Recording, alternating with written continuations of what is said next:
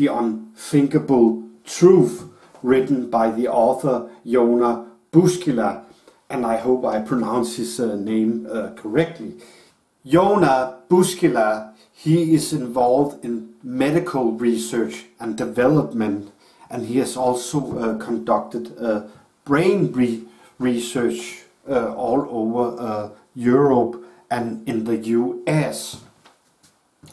So he's a neuroscientist, and he has written a spectacular suspense thriller, a philosophical thriller, and it's a thriller, I think, in the style of Dan Brown. Like a Dan Brown novel, it has this mystery and suspense element to it.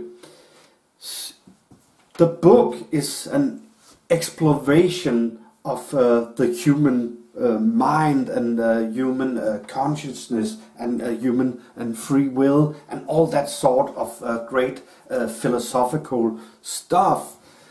So it's a philosophical novel in this way, and I very much enjoyed reading it, and I highly recommend it. It's a very good book, and I got to read it beforehand. It's just out now here at the end of May, the 28th of May. So I got to read it before it got out in order for me to try to get a review out quickly.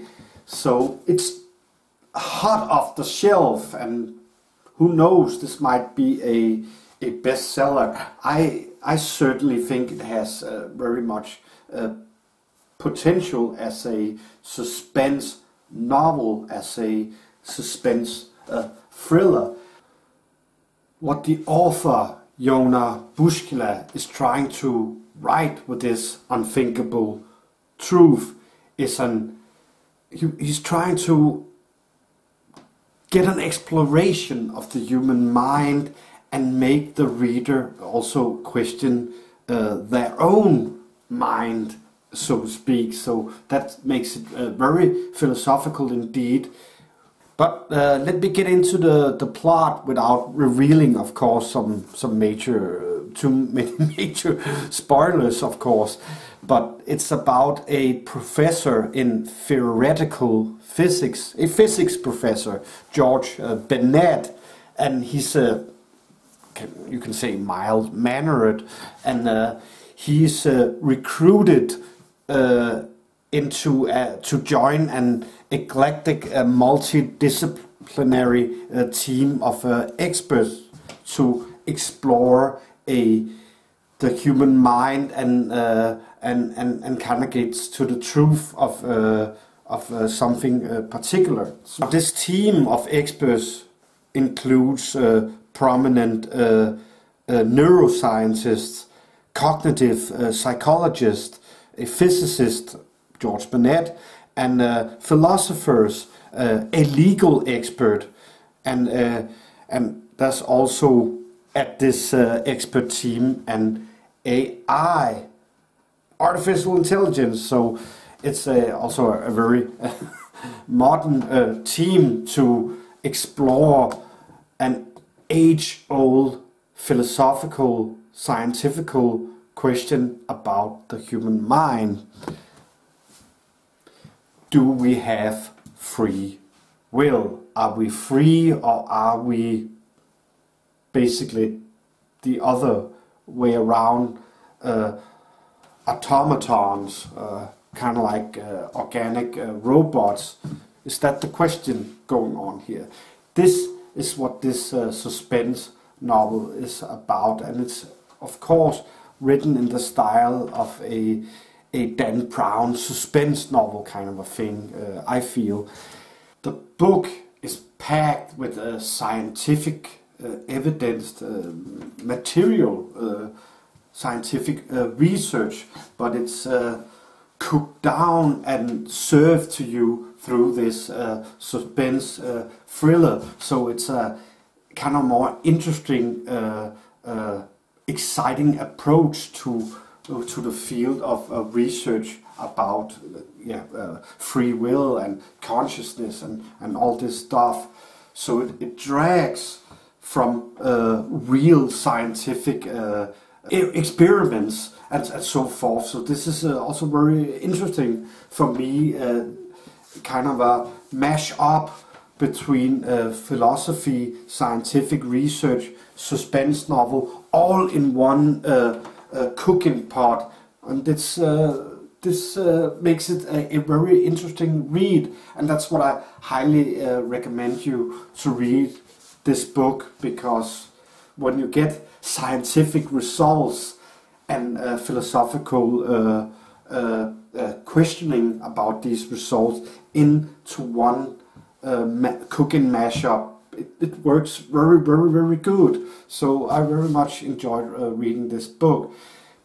But that was the plot in a nutshell, because I cannot reveal all the suspense and all the twists and turns, but it gets very serious. This scientific resolve that this team comes up with makes them also in peril, because this truth is earth-shattering. And read the novel. That's all I can say. If you want to hear the rest of the story, read the novel. But let me get into the whole philosophical theme of the book and try to discuss it separately. Because, as I said, this book makes you think. It makes you questioning. But what it also makes you do is also questioning the truth or the scientific research that comes up in this book. It makes you also question that, makes you philosophize and think about it. It did for me. So I want to get into that discussion I kind of had with myself, or some of the questioning I had with myself during this book. This book it taps in to one of the oldest philosophical question, or the oldest question man has been asking about ourselves. And the book also reveals that this is an age-old question, and that's the question, you can say, about how free are we as individuals. One can say, how free is our agency, or are we tend to look at animals like ants, maybe ants, bees, like kind of organic machines, automatons that's not really have free will per se, but are kind of guided by their biology, guided by their how they're constructed organically, and that's not much free will going on. They're kind of like nature's robots. That's how some have viewed animals and still do in many respects. But what about the question of man? We always have, from the beginning of recorded history, felt different from the animals. It's there in history that we feel superior to animals. But why do we feel superior to animals? It's because we have free will and agency, and we're not determined in the way that animals are. But that is the question here, the age-old question: how free are we really when it comes to it? You can say it's a very thematic discussion where you have free will or you have determinism. Now, determinism is about being determined to do something, to act in a certain way, to be predetermined in a way, predetermined by your biology, by your genes, or God, or whatever. You're predetermined, you are determined, or you have free will. Do you have 100% free will, or do you have 80% free will? Do you have 50-50 free will, or do you only have like 20% free will? What is really going on? This is a an age-old thematic philosophical discussion, and it's still there within academic philosophy about free will, and it would probably also continue, I think, for quite some time, but without coming too much into the scientific experiments and research that comes forth is in this Unthinkable Truth that's up here, written by Yona Bouskila, without coming too much into this research. And it's packed with interesting experiments that really makes you wonder and think what is going on here. Let me also show you another book which came out last year, Robert Sapolsky's. He's also a neurologist, a neuroscientist. Robert Sapolsky's book, Determined Life Without Free Will, is not a novel. It's a scientific book. It's about his findings in his research about whether or not probably not gonna have this free will. Unthinkable Truth by Yona Bouskila is also trying to make you think about these scientific results that comes forth in this book, and which is also in Robert Sapolsky's Determined, to make you think. Are Robert Sapolsky's conclusions right, that we don't really have this free will? It's only like we seemingly have this free will. I would like to discuss it in this video because it's a big theme, and also the Unthinkable Truth in this book review. I suddenly had the urge for a coffee break. Was it my own free will to have this coffee break, or was I kind of determined for it? That's also an important question. Why do I want coffee right now? And why did I choose to drink coffee right now? How free I really am, but I'm still my viewpoints fairly are still that we have free will, and let me try to explain this, and you can think about it, what I have said here now, and you can also think about after you have read The Unthinkable Truth, and you can also think about it if you read Robert Sapolsky's Determined. You can also think about it. I suddenly feel the urge for coffee again.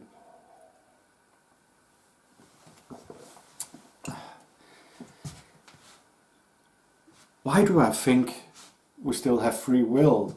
Well, there's something that bothers me with the whole debate about free will. There's something that bothers me. Many the side that kind of takes. There's a lot of scientific results and research out there, and of course it's done within the field of neurology and neuroscience, because that's what it's about. We believe we have free will and we choose something with our minds, so it must be something that happens in here with the human brain, and how it thinks and how it acts and how it chooses. So it's neurology, it's neuroscience, it's, you can also say psychology or psychiatry and stuff like that. But the ones who takes these results and research and comes with the conclusion that we don't have free will, like Robert Sapolsky with his Determined, well, he is a neuroscientist. if you take physics, quantum physics, we have the problem with a particle that behaves either like a particle or behaves as like it has a wave function. It's the double slit experiment, if you ever heard about it. The famous double slit experiment involves sending particles such as electrons through two parallel slits and observing their impact on a screen behind the slits.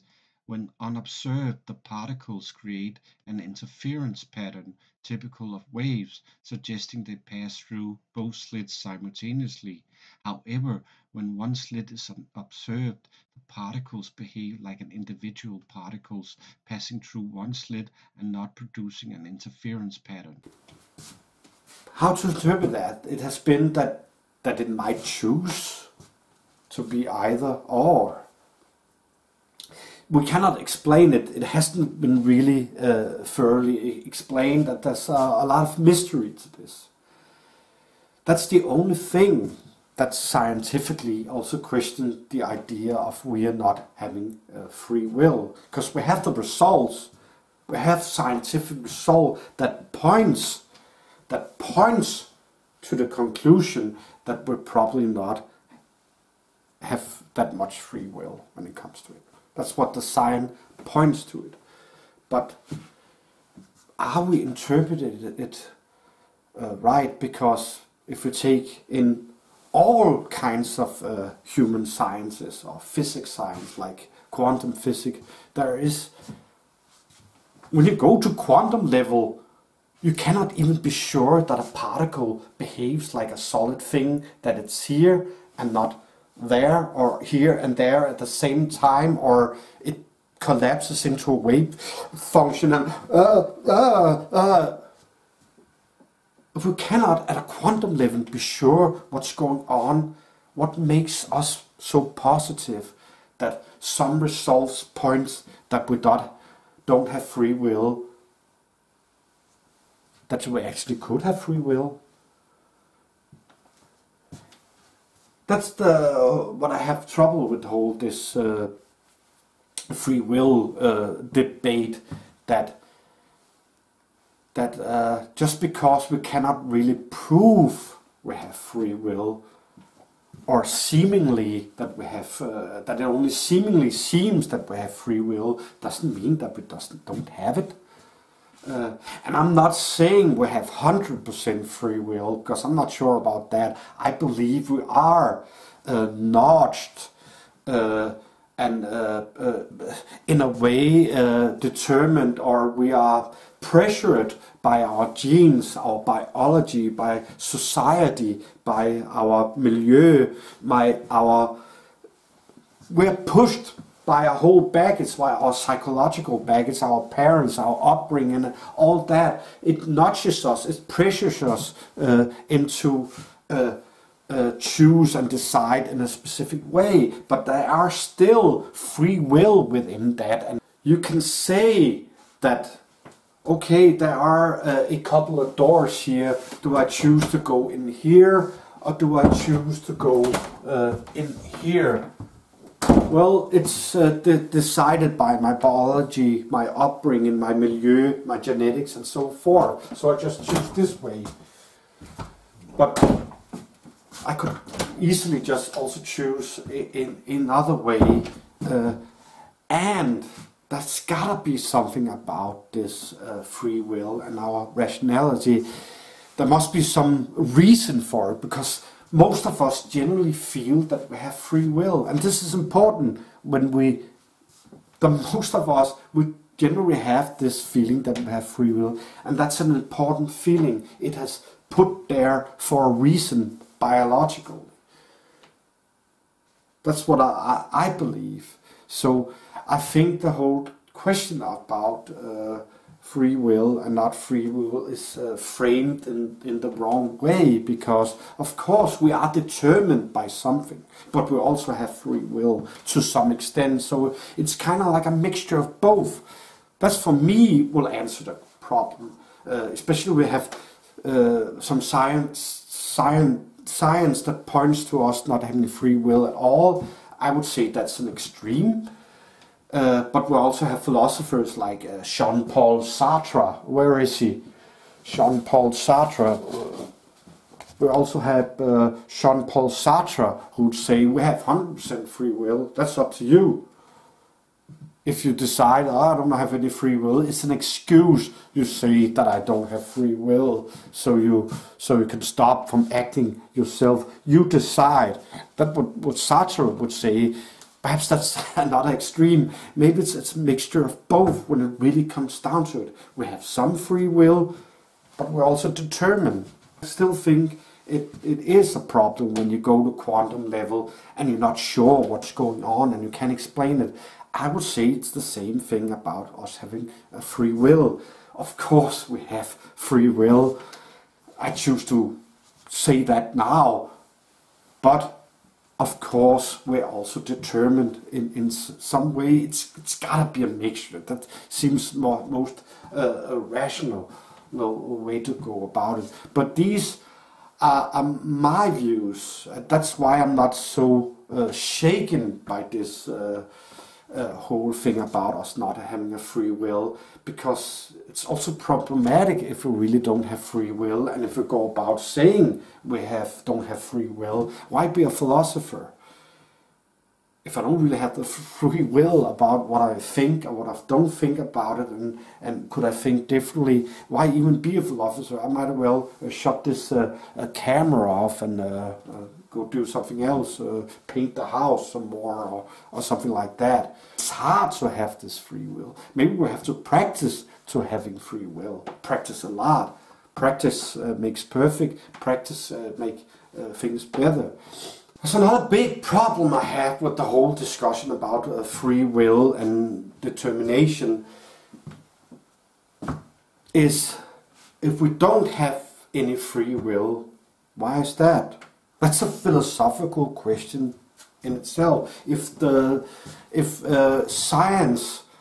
neuroscience points to the conclusion we don't have any free will, there's still something left to do by philosophers. Why don't we have any free will? We cannot probably think. We don't have free will to think about that, do we? Can we choose to walk down that path? Or do we have to just close that door, or what? It's still a question. Why don't we have any free will if we don't have any free will? Why is it there? Are we really just automatons, biological automatons, zombies, just who controls us? Is it biology as an entity? Is it God? Are we automatons from God? God's a divinity or something? Or are we living in a simulated world like the Matrix, and we're just computer avatars in a simulated world? There are actually people that believes this is possible out there, that this is just a simulated reality, and the whole thing about us finding out that we don't have free will is because we found out that we're actually computer programmed entities. We are computer programmed. This is very far out. So still an interesting philosophical question. If you don't have any free will, why don't we have any free will? So this is also interested for me. Anyways, I highly recommend this book, The Unthinkable Truth, and I hope you enjoyed this video, and I hope to see you in the next.